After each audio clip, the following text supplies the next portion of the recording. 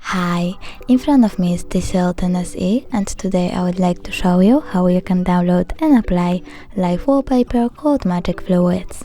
Firstly, open Play Store, then type Magic Fluids and download this app from this developer.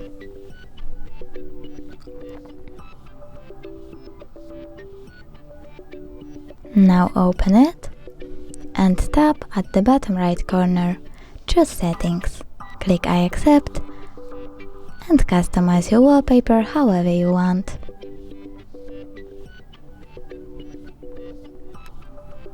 When you're done, tap at the top right corner and bottom right corner again, choose Set as Live Wallpaper and Set Wallpaper.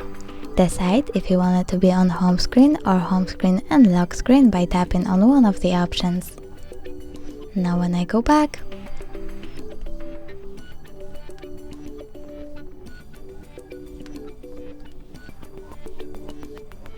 I can see that my wallpaper has changed.